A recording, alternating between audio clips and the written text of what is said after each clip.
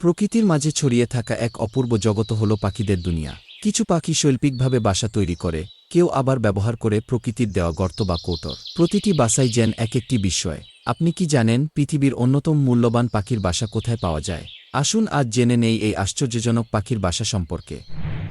Pygmy পেঁচা ছোট আকৃতির এক ধরনের পেঁচা, যা প্রধানত উত্তর ও দক্ষিণ আমেরিকা, ইউরোপ এবং এশিয়ার বিভিন্ন অঞ্চলে দেখা যায়।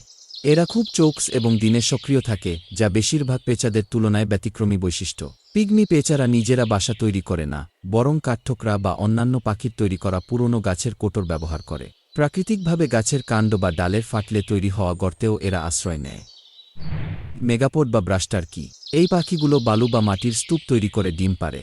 মাটির নিচের তাপমাত্রা বজায় রেখে ডিম ফোটানো হয়, যা এক ধরনের প্রাকৃতিক ইনকিউবেশন পদ্ধতি। এই পাখিগুলো শাখা প্রশাখা ও ঘাস দিয়ে জটিল কাঠামোর বাসা তৈরি করে, যা মূলত সঙ্গী আকৃষ্ট করার জন্য ব্যবহৃত হয়। তারা বাসার আশপাশে উজ্জ্বল রঙের বস্তু জড়ো করে, যা তাদের সৃজনশীলতা প্রকাশ করে। এই বাসাগুলো দলবদ্ধভাবে হয় এবং পাখিগুলো একত্রে বসবাস করে। বাওয়ারবার্ড। এই পাখিরা তাদের বাসার জন্য পরিচিত নয়, বরং বাওয়ার নামে বিশেষ কাঠামো তৈরি করার জন্য বিখ্যাত। পুরুষ বাওয়ারবার্ডেরা স্ত্রী পাখিদের আকৃষ্ট করতে বাওয়ার তৈরি করে। এটি আসলে একটি বাসা নয়, বরং শোভামণ্ডিত কাঠামো।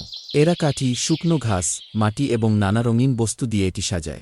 কালো বা উজ্জ্বল নীল বস্তু, পাতা, পাথর, এমনকি প্লাস্টিকের টুকরাও সংগ্রহ করে সাজাতে দেখা যায়। বাওয়ারটি ডিম পাড়ার জন্য ব্যবহৃত হয় না, বরং এটি শুধু স্ত্রী পাখিদের মন জয় করার জন্য। স্ত্রী পাখিরা পুরুষের বাওয়ার পর্যবেক্ষণ করে, পছন্দ হলে মিলন ঘটে, তারপর স্ত্রী পাখি আলাদাভাবে বাসা বানিয়ে ডিম পাড়ে।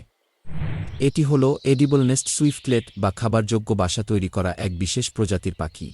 এরা মূলত দক্ষিণ ও দক্ষিণ-পূর্ব এশিয়ার গুহা ও অন্ধকার জায়গায় বাসা বাঁধে। এই বাসাগুলো তাদের লালা দিয়ে তৈরি হয়, যা চীনা হেরিটেজে অত্যন্ত মূল্যবান একটি খাদ্য উপাদান। এর থেকে সুস্বাদু স্যুপ তৈরি করা হয়, যা স্বাস্থ্য উপকারিতার জন্য বিখ্যাত।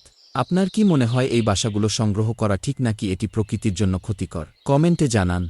এমনই চমকপ্রদ তথ্য পেতে আমাদের চ্যানেল সাবস্ক্রাইব করুন।